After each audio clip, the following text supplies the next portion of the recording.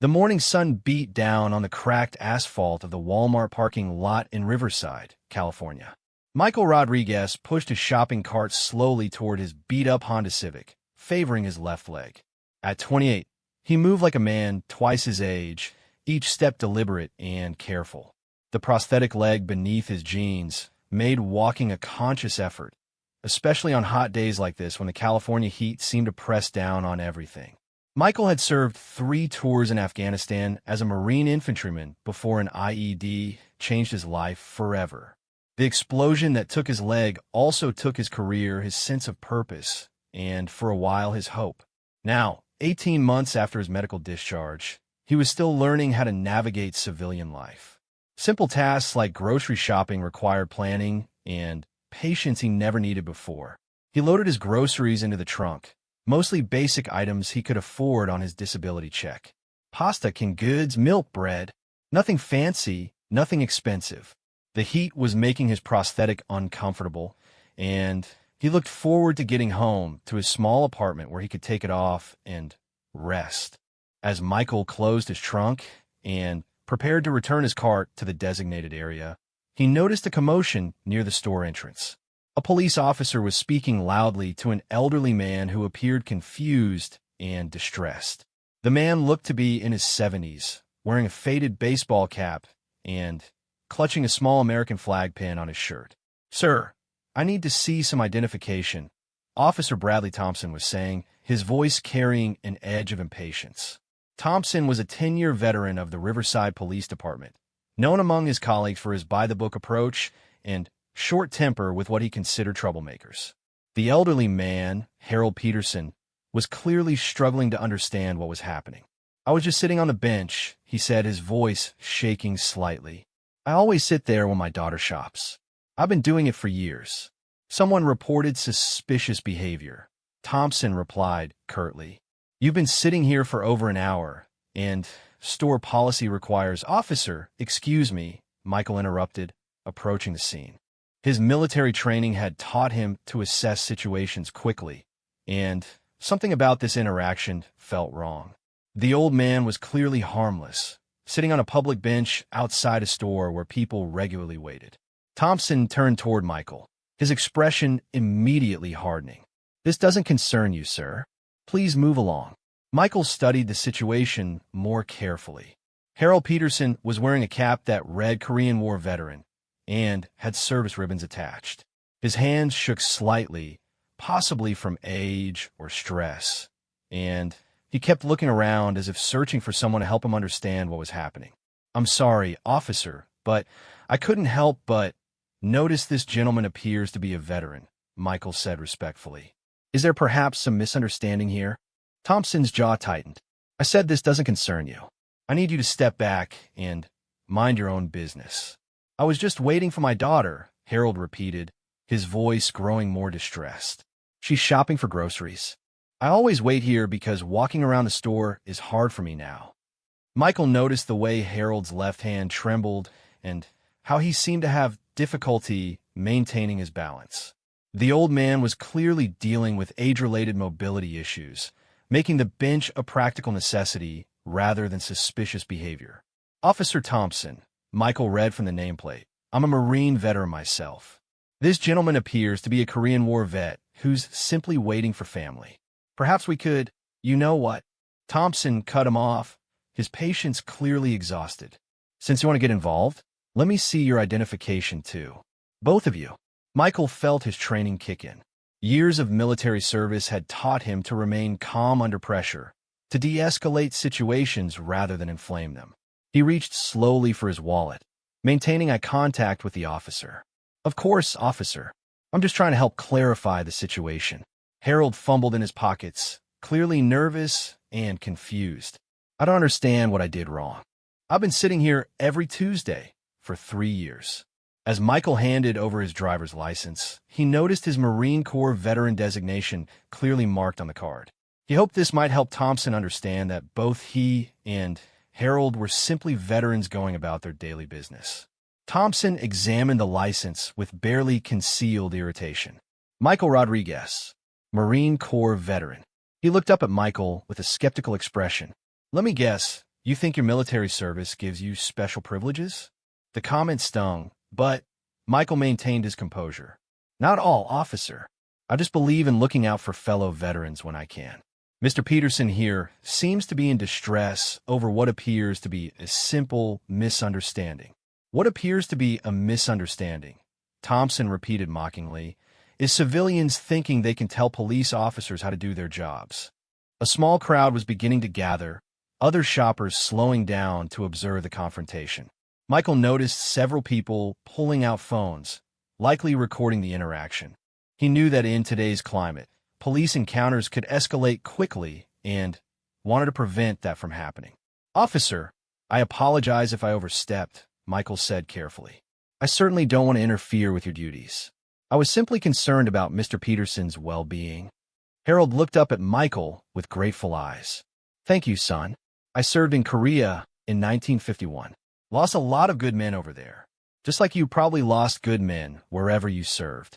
The comments seemed to irritate Thompson further. Oh, so now we're sharing war stories? This is exactly the kind of attention-seeking behavior that causes problems. Michael felt his jaw clench, but forced himself to remain calm. Sir, Mr. Peterson wasn't seeking attention. He was quietly waiting for his family. You know what I think? Thompson stepped closer to Michael, his voice dropping to a challenging tone. I think you ex-military types come home, thinking you're heroes, expecting special treatment everywhere you go. The words hit Michael like a physical blow. After everything he'd sacrificed, everything he'd lost in service to his country, being dismissed as an attention seeker felt like a betrayal. But years of military discipline held him steady. I'm not looking for special treatment, officer. I'm simply trying to help a fellow veteran who seems confused and upset. Confused and upset because you encourage him to resist police instruction, Thompson shot back. Maybe if both of you had just cooperated from the beginning instead of making this some kind of military brotherhood moment, we could have resolved this quickly. By now, more people had stopped to watch. Michael could hear murmurs from the crowd, some supportive, others uncertain. He knew that anything he said or did next could escalate the situation beyond control. Harold grabbed Michael's arm gently. Son, it's okay. I'll do whatever the officer wants. I just want to wait for my daughter, Sarah. She should be out soon. Michael looked down at the old man's weathered hands, noticing scars that spoke of a hard life and decades of service to others. The Korean War veterans had come home to a country that largely ignored their sacrifice, sandwiched between the greatest generation of World War II and the controversial Vietnam conflict that followed. Mr. Peterson, you have every right to sit on that bench, Michael said quietly, but loud enough for Thompson to hear. You've earned that right through your service, just like every other citizen has through theirs. Thompson's face reddened. Are you seriously going to lecture me about rights? I'm the one here enforcing the law. What law is he breaking by waiting for his family? Michael asked genuinely. Loitering, trespassing, and now failure to cooperate with a police investigation. Thompson replied quickly. And you're interfering with police business. Michael realized the situation was spiraling beyond reason. Thompson seemed determined to arrest someone, possibly both of them, over what should have been a simple conversation. He made a decision that his military training had prepared him for, even though he hoped it wouldn't be necessary. Quietly, almost imperceptibly, Michael pulled out his phone and sent a text message to a group chat he rarely used. It connected him with several fellow Marines who lived in the area, men he'd served with who now worked various civilian jobs. The message was simple. Need backup. Walmart on University Avenue. Police situation with elderly vet. He put his phone away and continued trying to de-escalate the situation, unaware that his message had already been received by 5 different Marines scattered across Riverside County, all of whom immediately began making their way to the Walmart parking lot. Officer Thompson, Michael tried once more. I think there's been a genuine misunderstanding here. Mr. Peterson is clearly a veteran who's been waiting for family. I'm a veteran who stopped to help.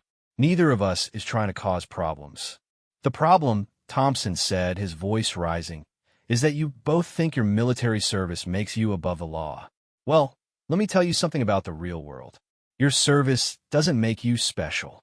The crowd had grown larger now, and Michael could feel the tension building. He noticed several people filming with their phones, and he hoped desperately that the situation would resolve peacefully before something happened that couldn't be undone. Harold Peterson stood up shakily from the bench, his age and stress making movement difficult. "Please, officer, I just want to go home. My daughter will be worried if she can't find me." "Sir, please sit back down," Thompson commanded. "You're both going to remain here until I decide how to handle this situation." Michael's phone buzzed with incoming messages, but he didn't dare look at it. He had no idea that across the city, 5 Marines had dropped what they were doing and were converging on their location. Staff Sergeant James Miller had left his job at a construction site. Corporal Danny Chun had abandoned his lunch break at a nearby restaurant. Sergeant Maria Santos had left her shift at the fire department. Lance Corporal Tom Bradley had gotten out of class at the community college. Gunnery Sergeant Robert Washington had left his office at the VA hospital. All of them had served with or alongside Michael during various deployments. All of them understood the unwritten code that when a fellow Marine called for help, you responded without question. "Officer, I really think we can resolve this peacefully," Michael said, noticing that Thompson's hand had moved closer to his service weapon. "No one here is resisting or causing trouble." "I'll decide what's trouble," Thompson replied. "And right now, I'm dealing with 2 individuals who think their military service gives them the right to question police authority."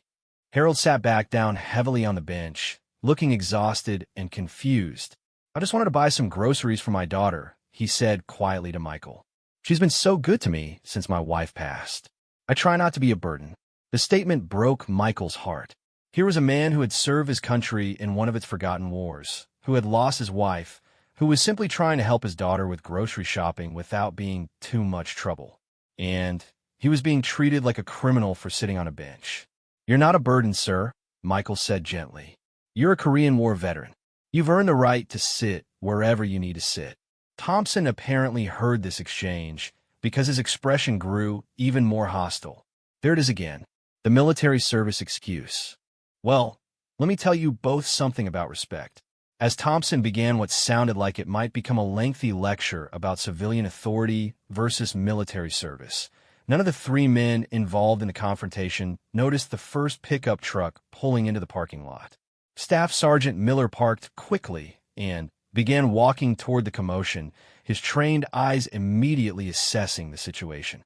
Within minutes, a second vehicle arrived, then a third. The Marines were arriving, and they were beginning to surround the area, just as Michael's desperate text message had requested. But none of them knew yet exactly what they would find, or how this confrontation between a police officer and 2 veterans would test everything they believed about duty, honor, and the bonds forged in military service. The afternoon sun continued to beat down on the parking lot as the situation reached a critical point, with Officer Thompson becoming increasingly agitated, Harold Peterson growing more distressed, and Michael Rodriguez trying desperately to prevent a peaceful Tuesday from turning into something that would make headlines for all the wrong reasons. What none of them knew was that the cavalry was arriving, and the next few minutes would reveal the true meaning of the Marine Corps motto, Semper Fidelis, always faithful. Staff Sergeant James Miller approached the scene with the measured pace of a man accustomed to assessing volatile situations. At 35, Miller had seen enough combat in Iraq and Afghanistan to recognize when tensions were about to boil over. He'd received Michael's text while operating a crane at a construction site 15 minutes away. Without hesitation, he'd told his foreman he had an emergency and driven straight to the Walmart. As Miller got closer, he could see Officer Thompson's increasingly aggressive posture and the growing crowd of onlookers. His trained eye immediately identified the players. An agitated police officer, his fellow Marine Michael Rodriguez maintaining careful composure despite obvious stress, and an elderly man who appeared to be caught in the middle of something he didn't understand. Miller had served 2 tours with Michael in Afghanistan. He'd seen him lead men through impossible situations, watched him carry wounded Marines to safety under enemy fire, and knew him to be one of the most level-headed people he'd ever served with. If Michael had sent out a call for backup, Something was seriously wrong. What law exactly has been broken here? Michael was asking as Miller moved within hearing range. Thompson's response was sharp and defensive. I don't need to explain police procedure to civilians. Both of you need to understand that questioning my authority is not going to end well for you. Miller positioned himself where he could observe without immediately becoming involved. His construction work had kept him in excellent physical condition, and his 6 feet 2 inches frame commanded attention even when he wasn't trying. Several other people in the parking lot seemed to relax slightly when they saw him, sensing the presence of someone who projected calm authority. Corporal Danny Chun arrived moments later, parking his Honda Accord near the store entrance. Chun had been eating lunch at a Vietnamese restaurant when his phone buzzed with Michael's message. He'd thrown money on the table and left immediately. At 26, Chun was the youngest of the group, but his 3 deployments had taught him the importance of Marine bonds. Chun had never served directly with Michael, but they'd met at veteran gatherings and had developed the kind of quick friendship that often forms between Marines. He trusted that if Michael was calling for help, it was serious. As Chun approached, he could hear Thompson's voice rising. "Your military service doesn't impress me. I've dealt with plenty of veterans who think they deserve special treatment." "Nobody's asking for special treatment," Michael replied evenly. "Mr. Peterson was simply waiting for his family. I was simply trying to help clarify the situation." Chun positioned himself on the opposite side of the scene from Miller, creating what looked like a casual perimeter, but was actually a tactical positioning that both Marines recognized. They weren't surrounding anyone threateningly, but they were ensuring that multiple angles were covered and that witnesses would be present for whatever happened next.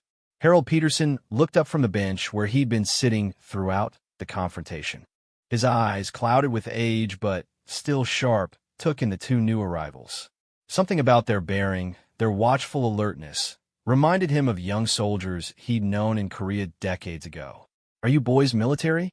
Harold asked quietly, his voice carrying a hope that maybe someone understood what was happening. Miller nodded respectfully. "Marines, sir. We serve with Michael here." Thompson spun around, noticing for the first time that the crowd had changed composition. Where before there had been curious shoppers keeping their distance, now there were several men who stood differently, watched differently, carried themselves with unmistakable military bearing. "Oh, great," Thompson said, his voice dripping with sarcasm. "Now we've got the whole squad showing up. Let me make something clear to all of you. This is a police matter, and your little military reunion doesn't change anything." Sergeant Maria Santos arrived in her Ford F-150, still wearing her fire department uniform. She'd been at the station when Michael's text came through, and her captain had given her permission to respond to what he understood to be a veteran in crisis. Santos had served as a combat medic in Iraq before coming home to join the fire department, and she'd worked with Michael on several veteran outreach programs. Santos immediately noticed Harold Peterson's distressed state and moved toward him with the practiced eye of someone trained in emergency medical response. "Sir, are you feeling all right? Do you need water or medical attention?" Her presence seemed to irritate Thompson even more. "Ma'am, I need you to step back. This man is part of a police investigation." "What's the nature of the investigation?" Santos asked professionally. As a firefighter and EMT, she was accustomed to working with law enforcement and knew how to ask appropriate questions. "That's not your concern," Thompson replied. "I need all of you to disperse immediately." Lance Corporal Tom Bradley pulled up in a beat-up Jeep Wrangler, having left his afternoon chemistry class at Riverside Community College.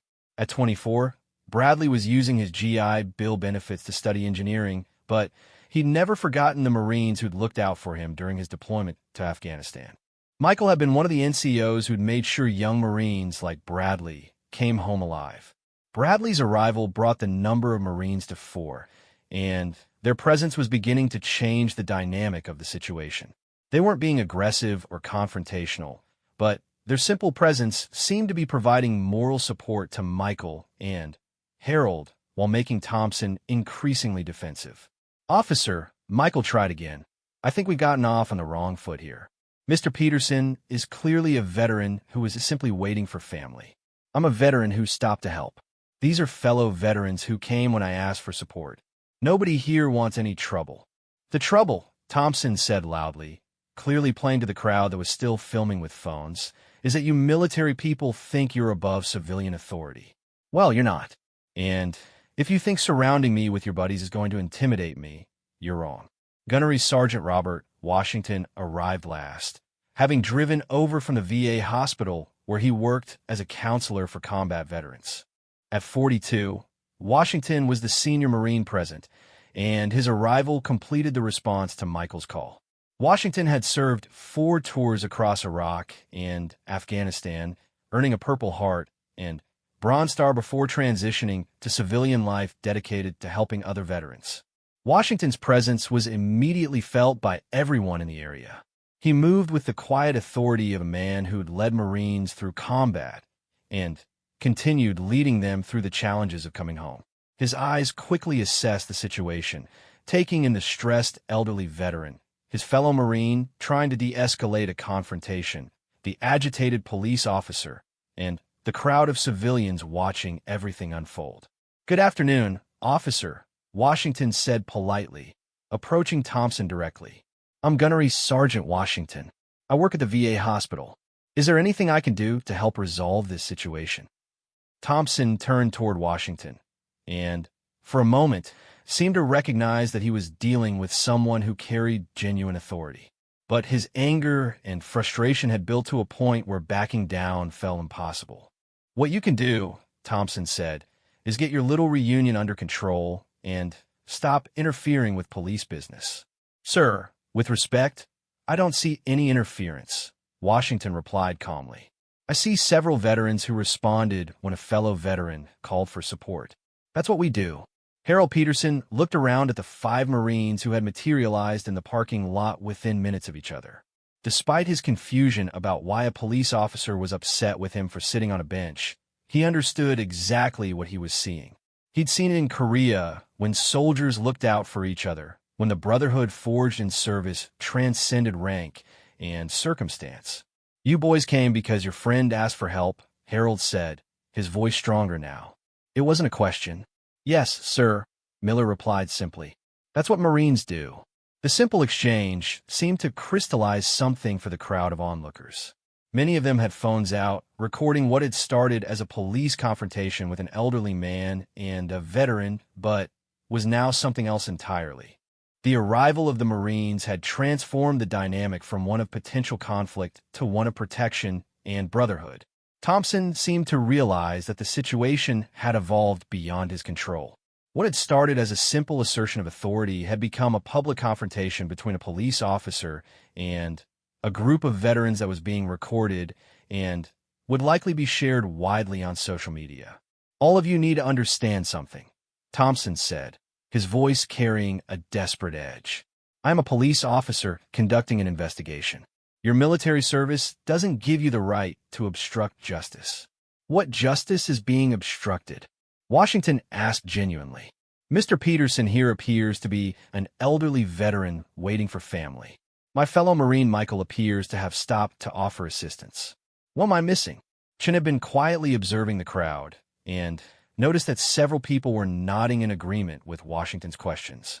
The public sentiment was clearly shifting, and Thompson's aggressive stance was beginning to look unreasonable to the gathering audience. Santos knelt down near Harold Peterson, using her medical training to assess his condition. "Sir, how are you feeling? Are you having any chest pain or difficulty breathing? This seems like it's been stressful for you." Harold smiled at her, reminded of the medics who had patched up wounded soldiers in Korea. "I'm fine, dear. Just confused about why sitting on a bench has caused such a fuss." Thompson watched Santos attending to Harold and seemed to realize that his justification for the initial contact was becoming harder to maintain. An elderly veteran receiving medical attention from a firefighter while other veterans provided support didn't look like a law enforcement situation anymore. Bradley had positioned himself where he could see the store entrance, and he noticed a middle-aged woman emerging with a shopping cart, looking around frantically. Her resemblance to Harold Peterson was unmistakable, and her expression suggested she was searching for someone specific. "Mr. Peterson," Bradley said quietly, Is that your daughter coming out of the store? Harold turned, and his face lit up with relief. Sarah. Yes, that's my daughter, Sarah. She must be wondering where I am. Sarah Peterson hurried toward the commotion, her cart rattling across the parking lot. As she got closer, she could see her father surrounded by what appeared to be a police officer and several other people. Her expression shifted from concern to alarm. Dad, what's happening? Are you okay? Sarah approached the group, her voice carrying the protective edge of a daughter seeing her elderly father in distress. I'm fine, sweetheart, Harold replied, but his voice carried the strain of the past hour. There seems to be some confusion about me sitting on the bench waiting for you. Sarah looked around at the assembled group, taking in the police officer, the Marines, and the crowd of onlookers with phones. Her father had been sitting on that bench every Tuesday for 3 years while she shopped. Store employees knew him, other regular customers recognized him, and he'd never caused any problems. Officer, Sarah addressed Thompson directly, my father has been waiting on that bench every week for years. He's 81 years old, he's a Korean War veteran, and he has mobility issues that make walking around the store difficult. What exactly is the problem? Thompson found himself in the uncomfortable position of having to explain to a daughter why her elderly father was being detained for sitting on a public bench. The arrival of the Marines had already complicated his narrative, but the presence of Harold's family made his position even more difficult to justify. Ma'am, I received a report of suspicious activity. Your father was sitting here for an extended period, and when I approached him for identification, these individuals interfered with my investigation. Interfered how? Washington asked politely but firmly. From what I can see, one Marine offered assistance to an elderly veteran who appeared distressed, and several other Marines responded when called for support. What law has been broken?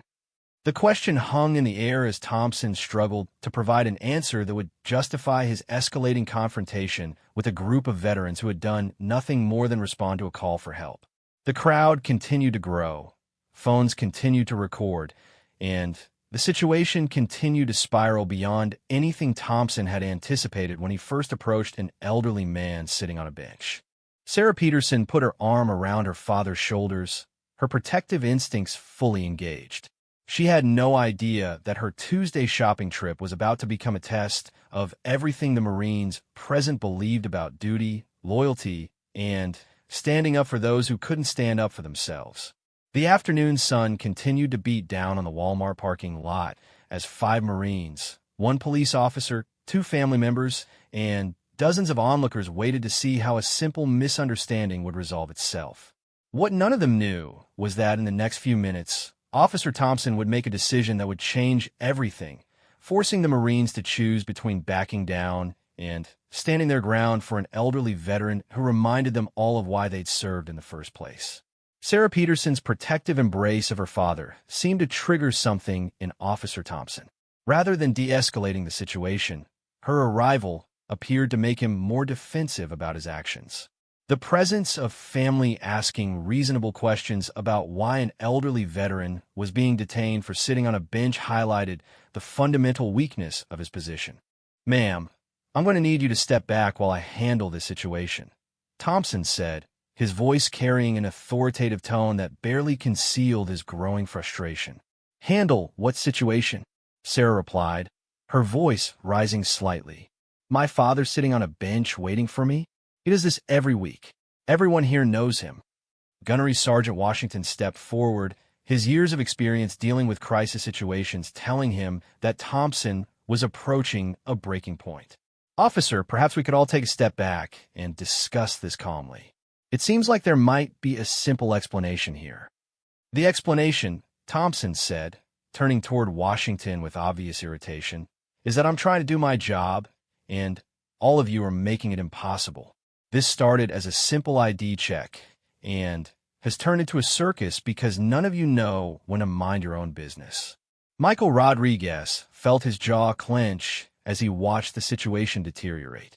His years of military training had taught him to remain calm under pressure, but watching an elderly veteran be treated as a criminal for sitting on a bench was testing every principle he'd fought to defend. Officer Thompson, Michael said carefully. Mr. Peterson has provided identification. His daughter has explained why he was here. What more do you need to resolve this? Thompson's response revealed the depth of his frustration with the entire situation. What I need is for all of you to understand that your military service doesn't make you special. You don't get to question police authority just because you wore a uniform. The comment hit the assembled Marines like a physical blow. Each of them had sacrificed years of their lives, had seen friends die, had come home changed by their service. To have that service dismissed as seeking special treatment felt like a betrayal of everything they'd endured. Staff Sergeant Miller, who had remained largely silent while observing the situation, finally spoke up. Sir, nobody here is claiming special treatment. We're just asking why an elderly veteran is being detained for waiting for his family. Because, Thompson said, his voice rising to a level that could be heard clearly by the growing crowd, I'm tired of you military types thinking you can roll up and take over whenever you feel like it. This is my jurisdiction, and I'll handle it how I see fit. Lance Corporal Bradley noticed that several store employees had emerged from the Walmart and were watching the confrontation. One of them, an older woman wearing a manager's name tag, was speaking quietly to another employee while gesturing toward Harold Peterson. Bradley caught her eye and walked over. Ma'am, do you know Mr. Peterson? Bradley asked politely. The manager, whose name tag read Linda, nodded immediately. Of course. Harold sits on that bench every Tuesday while his daughter shops. He's been doing it for years. He's never caused any problems. Is he in trouble? That's what we're trying to figure out, Bradley replied. He gestured toward the other Marines. We're all veterans, and we came when our friend called for help. It seems like there might be some misunderstanding. Linda looked over at the confrontation, taking in Officer Thompson's aggressive posture and the defensive positioning of the Marines. Harold is one of our nicest customers. He always says please and thank you, and he tips his hat to the female employees. I can't imagine what he could have done wrong. Bradley thanked her and returned to the group, arriving just as Thompson was making another statement that would escalate the situation beyond anyone's ability to control it peacefully. You know what? Thompson said, his patience clearly exhausted. I've had enough of this. Mr. Peterson, you're under arrest for loitering.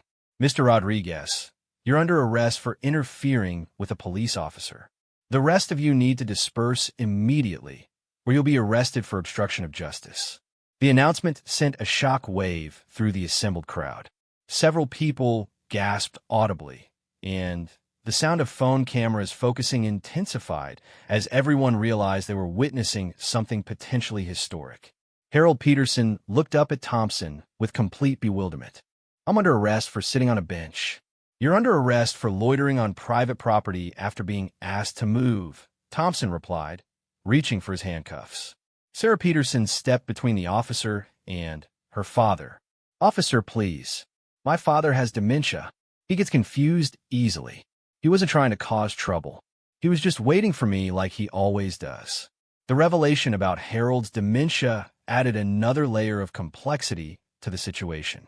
Suddenly, Thompson wasn't just dealing with an elderly veteran, but with an elderly veteran suffering from cognitive decline who might not fully understand what was happening to him. Sergeant Santos, with her medical training, immediately recognized the implications. Officer, if Mr. Peterson has dementia, arresting him could be extremely traumatic. He might not understand why he's being restrained or what's happening to him. I don't need medical advice, Thompson snapped. I need compliance with lawful orders. Washington stepped forward, his voice carrying the authority of someone accustomed to command. Officer, I respectfully request that you reconsider this course of action. Mr. Peterson is an elderly veteran with a medical condition who is waiting for family. Arresting him serves no public safety purpose. What serves public safety, Thompson replied, is people understanding that police authority isn't optional. Your friend here interfered with my investigation, and now all of you are obstructing justice. Michael realized that the situation had crossed a line from which there might be no peaceful return. Thompson seemed determined to arrest someone, possibly everyone, rather than admit that his initial approach had been inappropriate. The Marine and Michael recognized this as a point of no return, where backing down meant abandoning everything he'd sworn to protect. Officer Thompson, Michael said, his voice carrying a new edge of steel, I cannot allow you to arrest an elderly veteran with dementia for sitting on a bench. This is wrong, and you know it's wrong. Thompson turned toward Michael with something approaching fury. You cannot allow? Who exactly do you think you are? I'm a United States Marine, Michael replied simply. I swore an oath to protect the innocent. Mr. Peterson is innocent, and I will not stand by while he's traumatized for your convenience. The declaration seemed to galvanize the other Marines present. Miller stepped closer to Michael's side. Chin moved to flank Thompson's position. Santos positioned herself near Harold Peterson, ready to provide medical assistance if needed. Bradley moved to cover the approach from the store. Washington remained in front of the group, his presence commanding attention from everyone present. You're all making a serious mistake, Thompson said, his hand moving toward his radio. I'm calling for backup. Call whoever you need to call, Washington replied calmly. We're not going anywhere until this is resolved properly. Harold Peterson looked around at the 5 Marines who had positioned themselves protectively around him, and something in his confused mind seemed to clear for a moment. You boys are protecting me, he said, his voice carrying wonder and gratitude. Yes, sir, Miller replied. That's what we do. Sarah Peterson was fighting back tears as she watched the confrontation unfold. Please, everyone, I just want to take my father home. He doesn't understand what's happening. Thompson keyed his radio. Dispatch, this is Unit 47. I need immediate backup at the Walmart on University Avenue. I have multiple subjects refusing to comply with lawful orders. The radio crackled back. Unit 47, what's the nature of the disturbance? Thompson paused for a moment, suddenly aware that his next words would be recorded and would become part of the official record. I have multiple military veterans refusing to allow me to arrest an elderly subject for loitering. Even over the radio, the response seemed confused. Unit 47, can you repeat that? Did you say military veterans? Affirmative. 5 Marines are refusing to allow me to arrest an elderly veteran for loitering on private property. The crowd around the scene had grown significantly, with people stopping their cars in the parking lot to see what was happening. Several veterans in the crowd had identified themselves and were standing in solidarity with the Marines, though at a respectful distance. She noticed a news van pulling into the parking lot. Someone had apparently called the media, and the situation was about to become very public very quickly. Gunny, he said quietly to Washington, we've got news media arriving.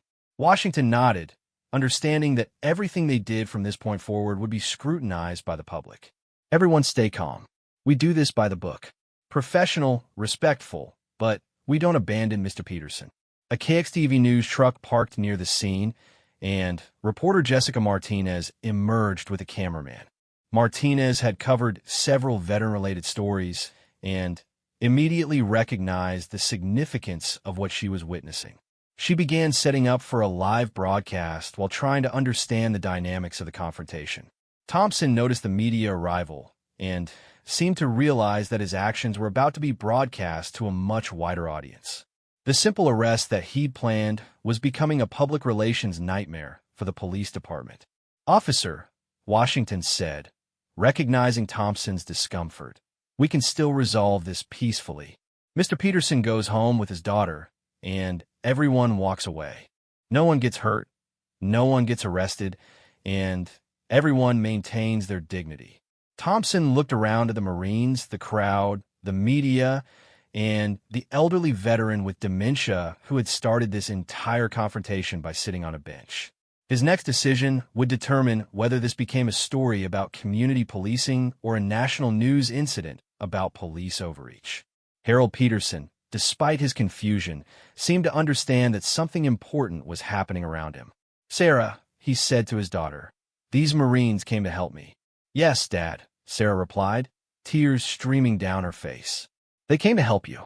The emotional weight of the moment seemed to hang over everyone present. An elderly Korean War veteran with dementia, sitting on a bench waiting for his daughter. 5 Marines who had dropped everything to answer a call for help. A police officer who had escalated a non-situation into a potential arrest.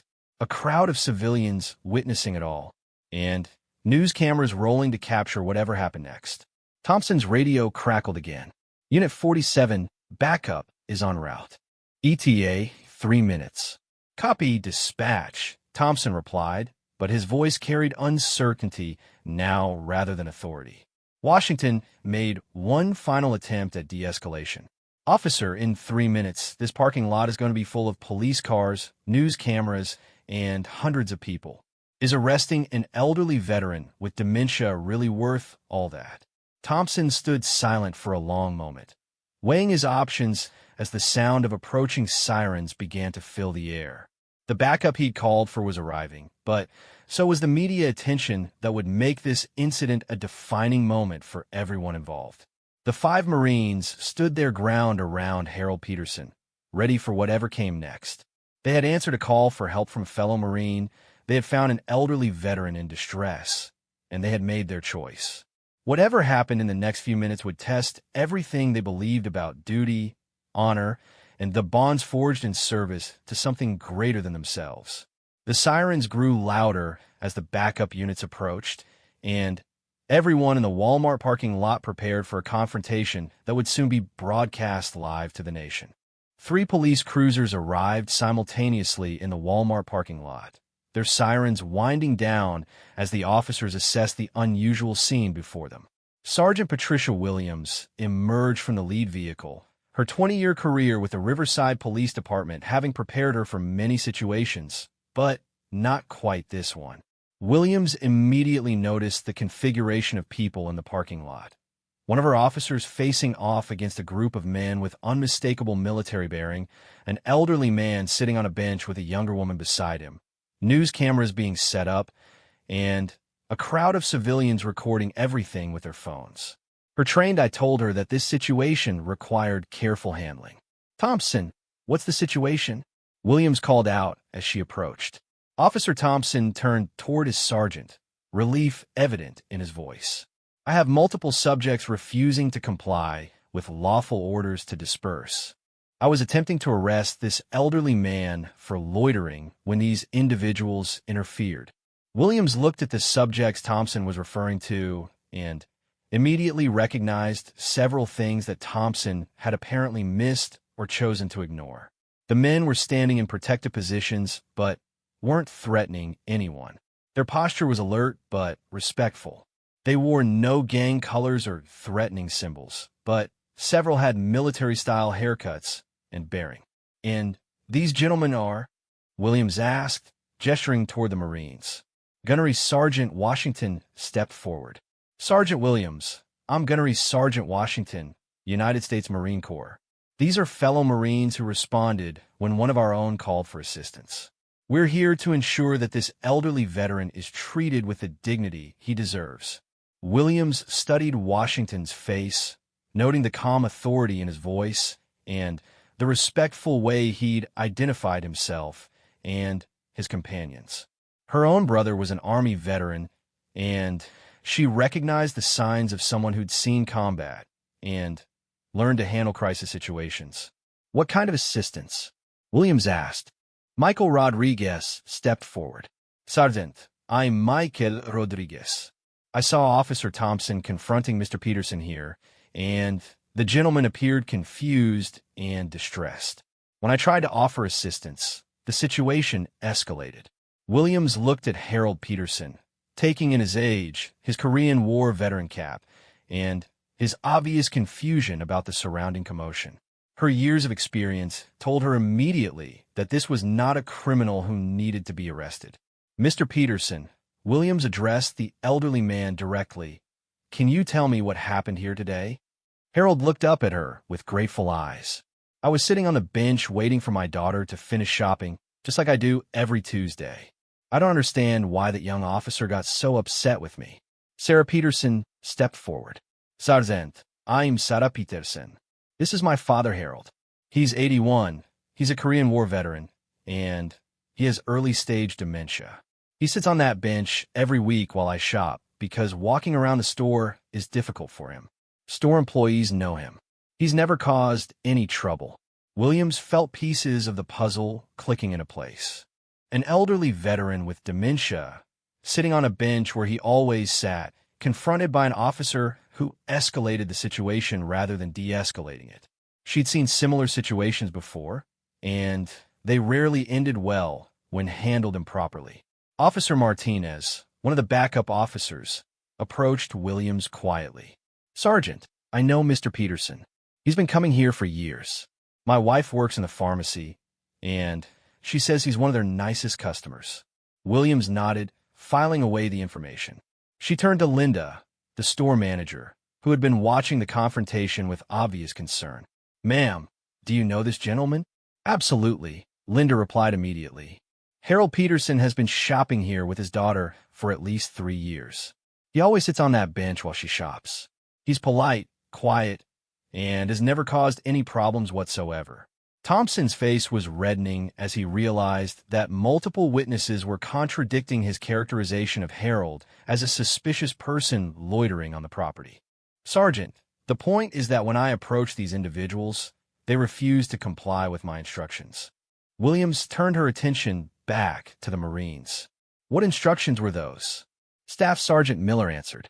"Officer Thompson asked us to disperse when we tried to help clarify the situation with Mr. Peterson.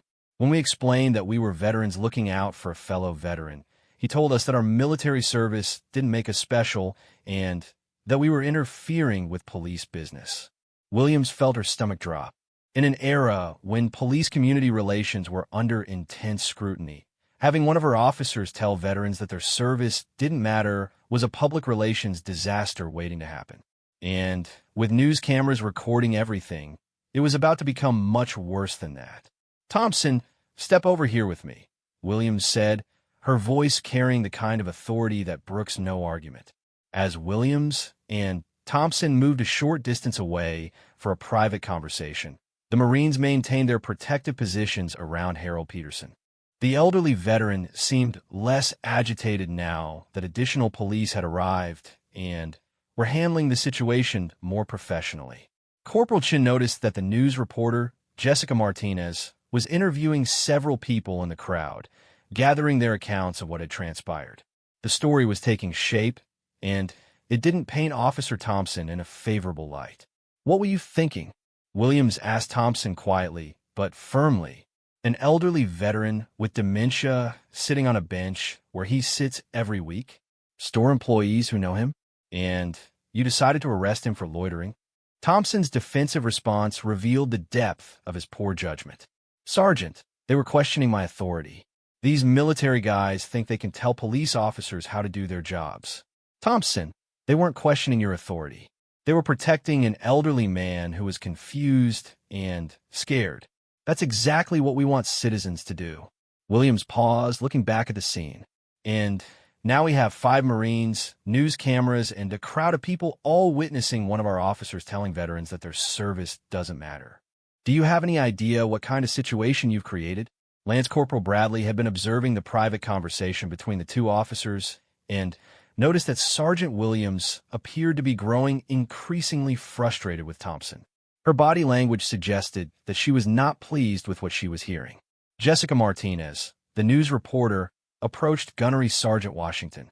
"Excuse me, sir. I'm Jessica Martinez with KXTV. Would you be willing to speak with me about what happened here today?" Washington considered the request carefully. He understood that anything he said would be broadcast widely and could impact not just this situation, but how the public viewed both police and military veterans. "Ma'am, I'll speak with you, but I want to emphasize that we have tremendous respect for law enforcement. Our concern today was purely about protecting an elderly veteran who appeared to be in distress." Martinez nodded, appreciating Washington's measured response. "Can you tell me how this situation developed?" One of our fellow Marines, Michael Rodriguez, saw an elderly gentleman who appeared confused and upset being confronted by a police officer. Michael tried to help clarify the situation, explaining that the gentleman was a Korean War veteran.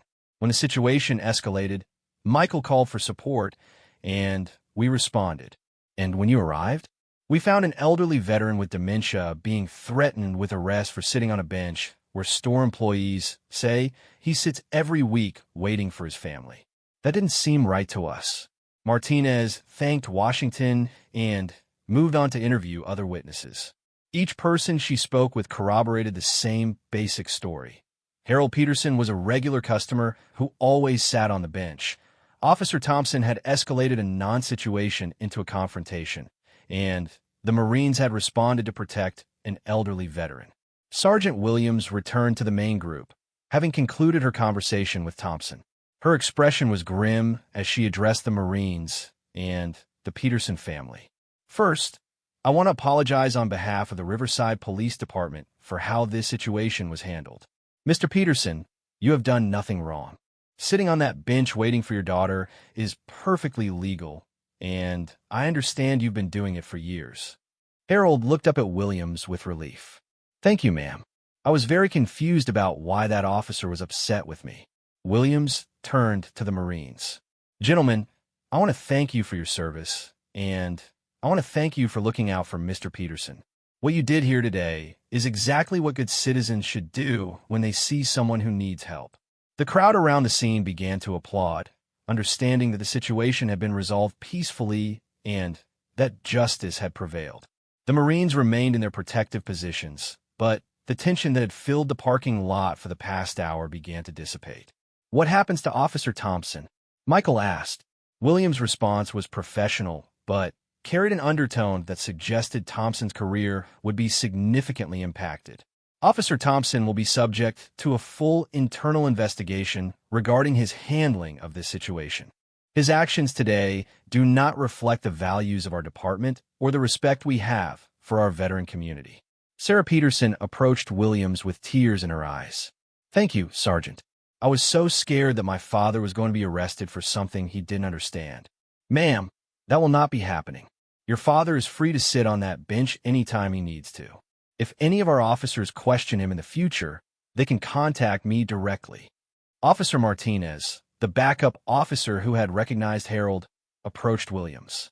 Sergeant, I'd like to volunteer to be Mr. Peterson's point of contact with the department. I live in this neighborhood, and I'd be happy to check on him occasionally during his shopping trips. Williams nodded approvingly. That's an excellent idea. Mr. Peterson, Officer Martinez here has offered to be your friend in the police department. If you ever have any problems or feel unsafe, you can ask for him specifically. Harold smiled at Officer Martinez. That's very kind, young man. I appreciate that. The news cameras captured the handshake between Harold Peterson and Officer Martinez, creating an image that would later be used to show how the situation had been resolved positively despite its troubled beginning. Gunnery Sergeant Washington gathered the Marines together. Gentlemen, mission accomplished. Mr. Peterson is safe, his family is reunited, and the situation has been resolved appropriately. This is exactly why we respond when a fellow Marine calls for help. Staff Sergeant Miller looked back at Harold Peterson, who is now standing with his daughter, and Officer Martinez, looking more relaxed than he had all afternoon. Gunny, seeing him safe makes everything worth it. Sergeant Santos approached Harold to check on him medically one final time. Mr. Peterson, how are you feeling now? Any chest pain or difficulty breathing? I feel much better, dear. Thank you for asking. You remind me of the nurses who took care of us in Korea. Santos smiled, understanding the deep compliment the elderly veteran had just paid her. As the crowd began to disperse and the immediate crisis passed, Jessica Martinez prepared for her live broadcast. The story had all the elements that would capture public attention. An elderly veteran with dementia, an overzealous police officer, Marines who dropped everything to help, and, ultimately, a police supervisor who did the right thing. But as the Marines prepared to leave and the Peterson family prepared to go home, none of them knew that this incident would soon become much larger than a local news story. The video footage captured by dozens of phones was already being uploaded to social media, where it would be shared millions of times within hours. Officer Thompson stood alone near his patrol car, understanding that his career in law enforcement was likely over. His decision to escalate a simple situation had created exactly the kind of public relations disaster that departments across the country were working to avoid. Harold Peterson, with his arm linked through his daughter's, waved goodbye to the Marines who had protected him. Despite his confusion earlier, he understood that something important had happened, and that good men had stood up for him when he couldn't stand up for himself. The afternoon sun was beginning to set over the Walmart parking lot as the last of the crowd dispersed, leaving behind only the memory of a day when the bonds forged in military service proved stronger than the confusion of one officer who had forgotten the true meaning of protect and serve. Within 3 hours of the confrontation at the Walmart parking lot, the first videos began appearing on social media. By evening, hashtags like hashtag Marines Protect Veteran and hashtag Harold Peterson were trending nationally. The footage captured by dozens of phones showed the entire sequence. An elderly veteran being confronted for sitting on a bench, a young Marine trying to help, the arrival of 5 Marines in response to a call for backup, and ultimately, a police supervisor resolving the situation appropriately. Jessica Martinez's news report aired on the evening broadcast and was immediately picked up by national networks. The story had everything that captured public attention in the current social climate: police overreach, veteran advocacy, and ultimately, justice prevailing through proper supervision and community support. At his small apartment that evening, Michael Rodriguez sat watching the news coverage with mixed emotions. He was grateful that Harold Peterson was safe and that the situation had been resolved peacefully, but he was uncomfortable with the media attention focused on him personally. His phone had been ringing constantly with interview requests for national news outlets. His doorbell rang at 8 o'clock, and Michael opened it to find Gunnery Sergeant Washington standing outside with a 6-pack of beer and a serious expression. "You doing okay, Rodriguez?" Washington asked as Michael invited him in. "Just trying to process everything that happened today, Gunny. I never expected something so simple to blow up like this." Washington settled into a chair in Michael's modest living room. "You did exactly what you should have done. You saw someone who needed help, and you helped. That's what Marines do. But now it's all over the news, and people are treating us like heroes for doing what any decent person should do." Washington nodded, understanding Michael's discomfort. "That's because too many decent people don't do anything anymore. People are hungry for examples of citizens standing up for what's right." Michael's phone buzzed with another text message. He'd received dozens throughout the day from fellow veterans expressing support and gratitude, but the one he was reading now was different. "Gunny, this is from Harold Peterson's daughter. She says her father has been talking about us all evening, and his memory of today is clearer than his memory has been in months. She thinks having people stand up for him reminded him of his time in service." "That doesn't surprise me," Washington replied. "Combat veterans never completely forget the importance of brotherhood and looking out for each other. Even with dementia, those bonds go deep." At the Riverside Police Department, Chief Margaret Torres was dealing with a crisis that threatened to overshadow every positive community policing initiative her department had implemented over the past decade. Officer Thompson's actions had created exactly the kind of incident that eroded public trust and damaged police-community relations. Chief Torres reviewed the internal affairs report that had been compiled within hours of the incident. Thompson's history showed several previous complaints about excessive force and poor judgment, but none serious enough to warrant termination. Today's incident, however, was different. It had been witnessed by hundreds of people and recorded from multiple angles. The phone on her desk rang constantly with calls from reporters, city council members, and community leaders wanting to know how the department planned to respond.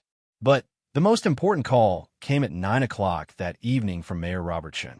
"Chief Torres, I've been watching the news coverage all evening. Tell me we're handling this appropriately." "Mr. Mayor, Officer Thompson has been suspended pending a full investigation. Sergeant Williams handled the situation exactly as she should have, and we're implementing additional training for all officers on interacting with elderly citizens and veterans with medical conditions." "What about the Marines who responded? Any issues there?" None whatsoever. They acted professionally throughout the incident. If anything, they demonstrated exactly the kind of citizen engagement we want to see in our community.